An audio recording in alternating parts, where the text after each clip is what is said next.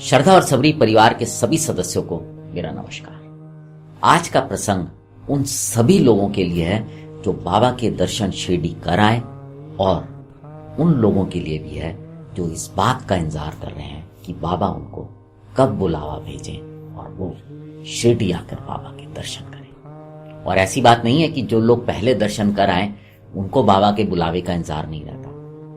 सब लोग जो बाबा से प्रेम करते हैं, उन पर श्रद्धा रखते हैं, उन पर विश्वास रखते हैं, उन सभी को साईं बाबा के बुलावे का इंतजार हमेशा रहता है। आज का प्रसंग इसी तरह का है, इसको आखिर तक सुनिएगा और आपसे निवेदन करूंगा कि अगर आपको अच्छा लगे तो इसे और भी साईं भक्तों तक साझा कीजिएगा। इस प्रसंग को सुनाने के दौरान हमने कुछ चित्र इस्तेमाल किए हैं जो हम नहीं जानते किसने खींचे, किसने बनाए, लेकिन बाबा से प्रार्थना करेंगे कि उन सभी पर अपनी कृपा और आशीर्वाद बनाए रखें। और साथ ही साथ बाबा से यह भी प्रार्थना करूंगा कि जो श्रद्धा और सबरी परिवार है इसके भी सदस्यों का सदैव सदैव मार्गदर्शन करते रहे। तो अब आते हैं आज के प्रसंग पर। आज का जो ये प्रसंग है ये काका साहेब दीक्षित द्वारा स्वयं अपने पत्रों में लिखा गया था और ये पत्र प्रकाशित हुए थे सन 1923 की साईं लीला मैगजीन के अंक 7 में।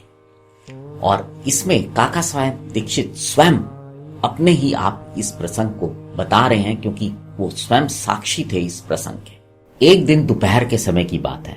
काका साहेब दीक्षित लिखते हैं कि मैं द्वारका माई में बाबा के पास बैठा हुआ था। बाबा ने अचानक ही बहुत ही प्रेम पूर्वक मुझसे कहा कि खुशहाल बाबू बहुत दिन से शिरडी नहीं आए, तुम उनके घर जाओ और उनको बोलना कि मैंने उनको यानी कि साईं बाबा ने उनको शिरडी बुलाया है। बाबा का आदेश मिलते ही काका साहेब दीक्षित तुरंत ही तांगा लेकर शिरडी से निकल गए राहता की ओर। उस जमाने में डिस्टेंस ज्यादा था, आज तो राहता पहुंचने में ज्यादा समय नहीं लगता, लेकिन तब कोई सवारी चाहिए होती थी जिससे कि आप जाके किसी को ले के आ सके। और काका साहेब दीक्षित निकल पड़े। जब वो राहता पहुंचे तो वहां पर एक बहुत ही हैरान करने वाली घटना घटी।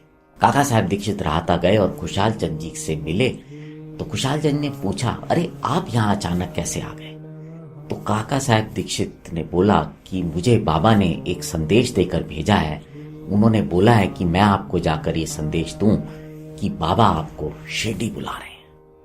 अब ये सुनना था और खुशहाल चंद जी हैरान हो गए। खुशहाल बाबू बोले कि आज दोपहर का भोजन करने के बाद मैं जब लेटा हुआ था तो अचानक ही मेरी आंख लग गई और जब आंख लगी तो उस दौरान स्वप्न में साईं बाबा आए और बोले शिरडी चलो। अब ये सपना ऐसा था कि अचानक ही मेरी आंख खुल गई और जब मैंने उठकर देखा तो मेरे पास जाने के लिए सवारी नहीं थी क्योंकि मेरा टांगा और घोड़ा दोनों ही कहीं और गए हुए थे और मैं सोच रहा था कि बाबा के पास कैसे जाया जाए।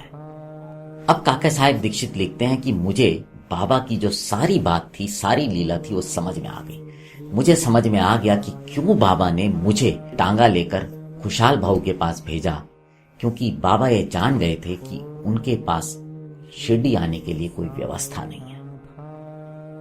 जब मैंने खुशहाल भाऊ को बोला कि बाबा ने आपके लिए टांगा भेजा है और बोला है कि भाई अब आपको शिरडी चलना है, अब आपकी इच्छा है तो आप चले, तो खुशहाल भाऊ खुशी खुशी तैयार हो गए और तुरंत तांगे में बैठकर दोनों लोग शिरडी आ गए। इस प्रसंग से एक बात साबित होती है कि जब भी किसी भक्त के मन में श्रद्धा होती है, बाबा के प्रति विश्वास होता है, तो बाबा उसको किसी भी तरह से बुला सकते हैं, उसके पास संदेश पहुंचा सकते हैं।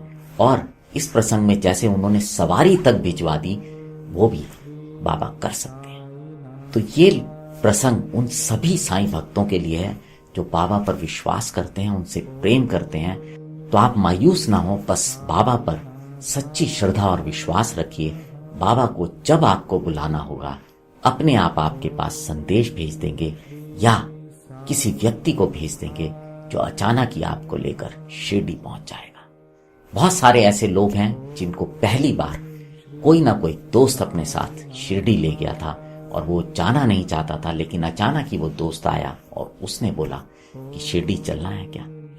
अगर आप भी ऐसे ही व्यक्ति हैं जिसका कि दोस्त उसको शिरडी ले गया था तो कमेंट में जरूर लिखिएगा और आप अगर अपनी उस यात्रा के बारे में कुछ और साझा करना चाहते हो तो हमें मेल पर जरूर भेजिएगा। हमारी ईमेल आईडी है radiodwarka@radiodwarka.com। सब्जेक्ट में श्रद्धा और सबरी लिख दीजिएगा। अब आपसे विदा लेते हैं, जुड़े रहें हमारे साथ। नमस्कार।